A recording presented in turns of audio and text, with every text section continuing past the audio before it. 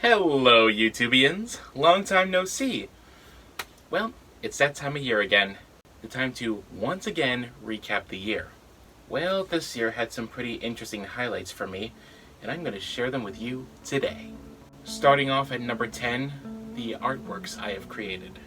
Ever since the time I made my latest artwork, Bloody Jack, I started throwing around some other ideas of what I could do for paintings, and I've done some pretty interesting projects as a result. Let's just take a look at my portfolio. Let's see now. Oh, this is the first one I made this year. A little number I call Bluey Warhol because, well, I think it's obvious.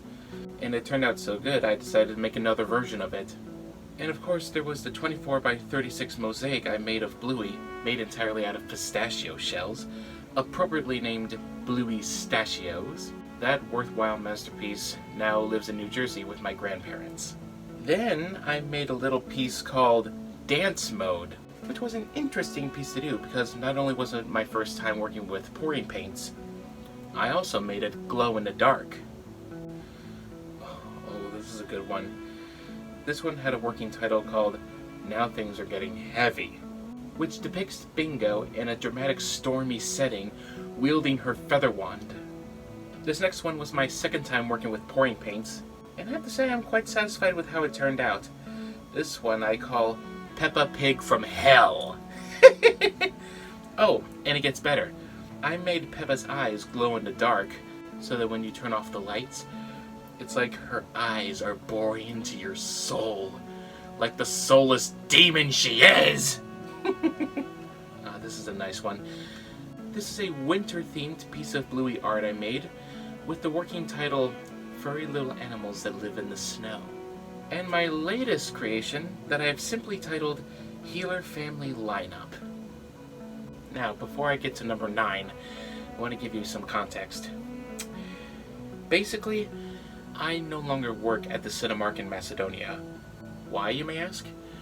Well, because the lease of the theater building was up, and there was kind of a disagreement between Cinemark and the landlords of said building.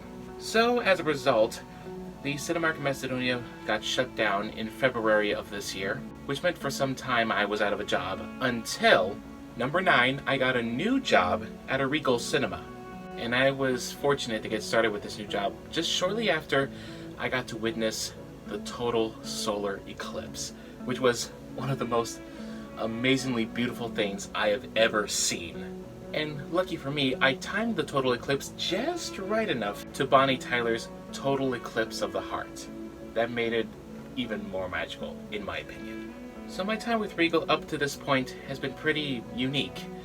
It was a nice change of pace to what I was used to over at Cinemark. I got to meet some wonderful people.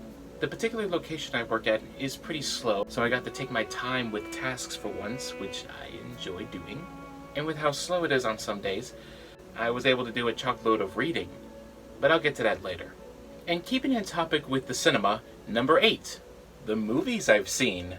Firstly, I got to see some pretty unique showings of movies from the past, including a 45th anniversary showing of The Muppet Movie, a 3D showing of The Nightmare Before Christmas, and a 25th anniversary showing of South Park, Bigger, Longer, and Uncut. And what I loved about this one is this was the sing-along version, and as far as I could see, I was one of only a few people who chose to contribute. I still remember the comments I got from the other people in that auditorium about me hitting that high note for the song Up There. Do you hear something? If only I could live out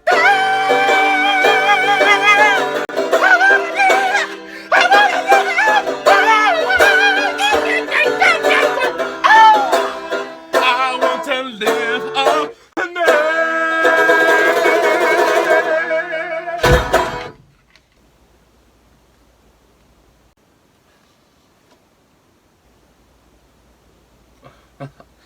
Oh, that was a little...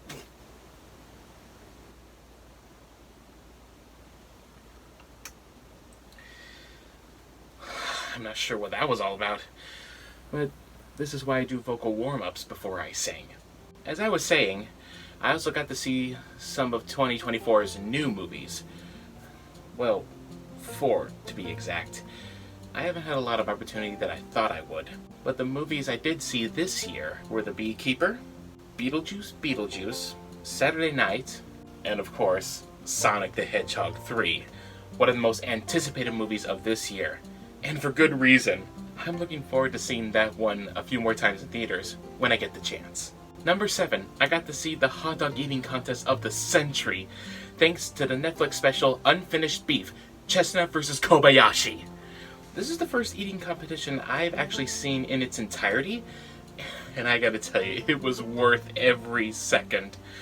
It was just so mesmerizing to see the two biggest legends in competitive eating go head to head. And while I admire the skills of Kobayashi, I have to admit I was rooting for Chestnut all the way. He is just the GOAT. I'll tell you that for free. And speaking of watching things on streaming, number 6, all the new stuff we got from Bluey. Not only did we have the half-hour-long special episode, The Sign, which really put me through the motions, I can tell you that much.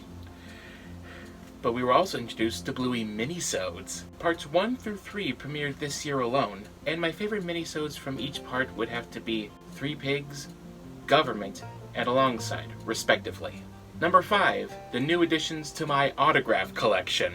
I didn't have so much of a big turnout as I did last year, but nevertheless I got some pretty notable names, and I'm quite happy with the result. My new additions include Barry Bostwick, Warwick Davis, David Bradley, Burt Ward, Pee Wee Herman, Daniel Radcliffe, Rupert Grint, Emma Watson, and Robbie Coltrane, Alan Rickman, John Kassir, Tom Adcox Hernandez, Richard Berg, the original voice of the Kool-Aid Man, Pippi Longstocking herself, Tammy Aaron, the Plain White Tees, and Greg Sipes, to name a few.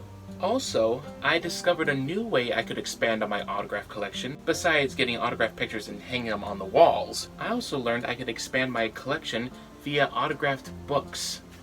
You want to see? They're right over there.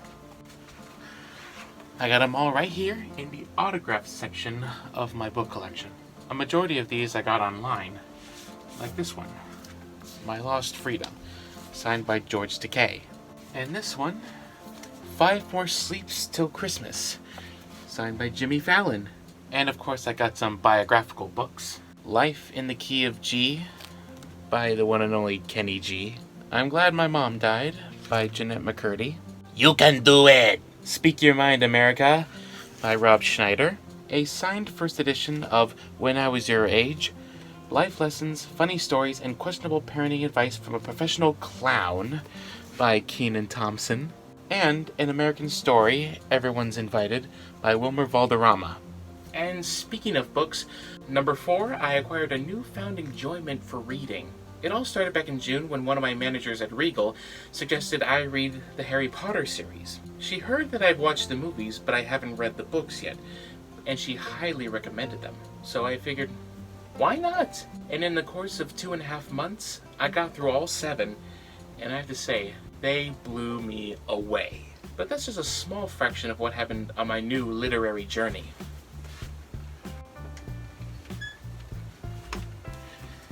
These are all the books I've read ever since June of this year. Firstly, we have all 7 Harry Potter books, which took me about 2.5 months.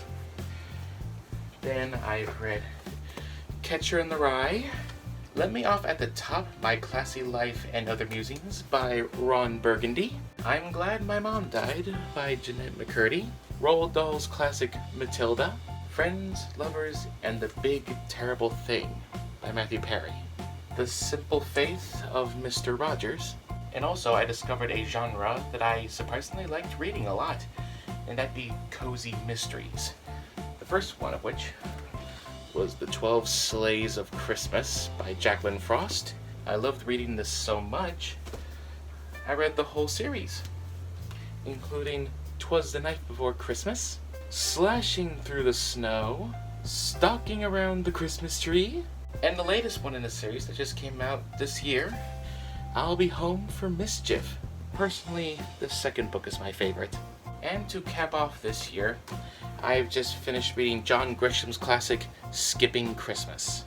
I've also read 2 other books that weren't in this pile because I returned them to the library. One of them was a recounting of the life and times of Michael Jackson through a collection of Rolling Stones articles simply entitled Michael, and the other was another cozy mystery called A Christmas Candy Killing.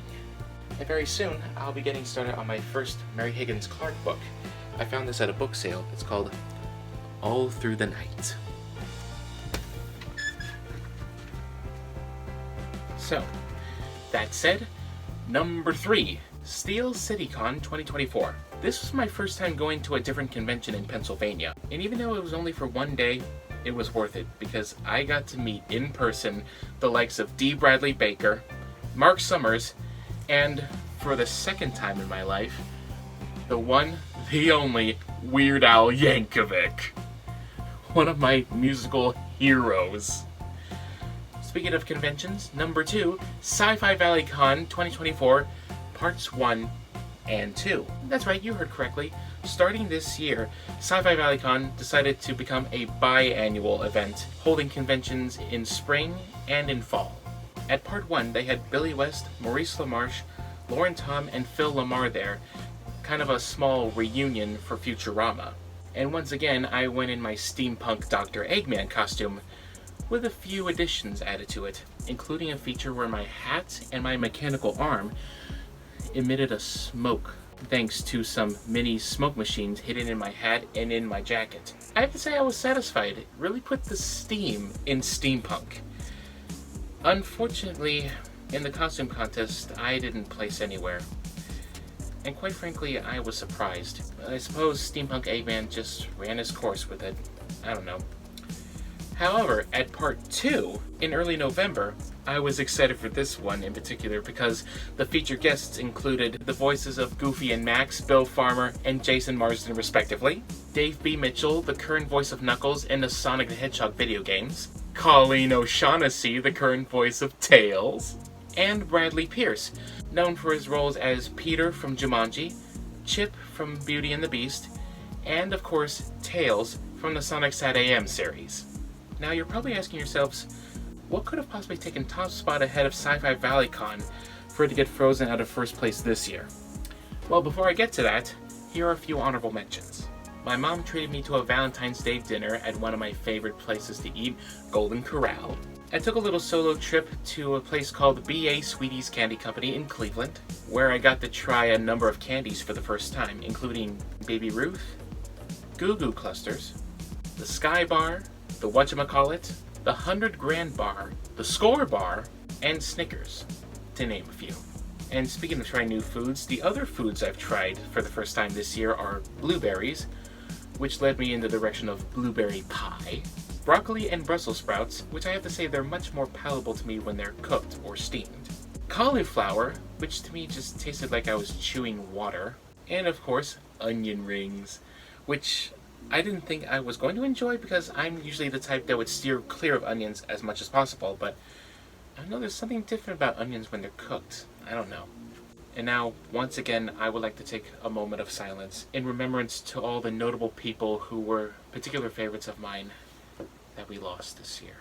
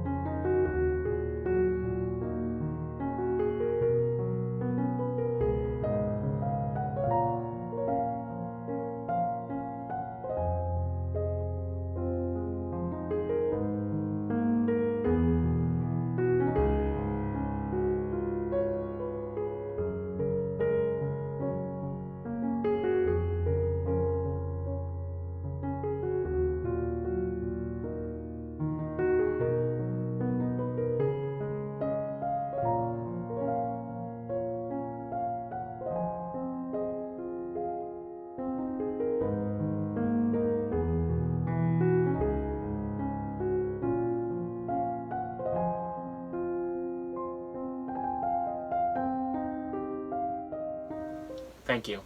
And now for number 1, the top highlight of my 2024, A family trip to Orlando, Florida. I got the chance to go to Florida with my mom, my sister, my brother-in-law, and my 2 nieces. Where were we going, you ask? Well, where else? Walt Disney World! This was so exciting for me because I did go there once before, but I was 5 at the time and I remember very little of it. So it was a lot better to experience Disney World as an adult because that way I could actually remember stuff. I went on some fun rides. I got to go to a couple of pretty cool holiday parties. The turkey legs there. Oh, they were amazing. Toy Story Land. Fantastic. Muppet Vision 3D. Unbelievable. Seeing all the animals at Animal Kingdom. Pretty cool. The World Showcase at Epcot. Pretty incredible. And not only that, my mom and I made a little arrangement that for 2 days out of the week we were there, we both got to go over across the way to Universal Studios. I enjoyed what Seuss Landing had to offer, like a live How the Grinch Stole Christmas spectacular, the Cat in the Hat ride that my mom and I rode on 7 times, and the green egg ham and cheese tots. Lovely. But what I was looking forward to most of all was the Wizarding World of Harry Potter. And since by that time I finished the books, I was looking forward to it more than ever. I got to try the butterbeer for the first time. My top 3 favorites being frozen, ice cream, and hot. I got to ride Escape from Gringotts, which was so awesome. I got to ride the Hogwarts Express, which was... it left me speechless. And I got to take in one of the live shows at Ollivander's, where the wand chooses the wizard. And here it is. The wand that chose me. Sycamore, with a core of unicorn hair. I wasn't expecting that in particular to happen to me, but it was just such a dream come true that it did. All in all the amazing sights, the fun rides, and the whole Harry Potter experience made this the very top highlight of my 2024. Well, that about does it for me. What exciting things happened to you this year? Feel free to share about it in the comments below. Until next time, Happy New Year!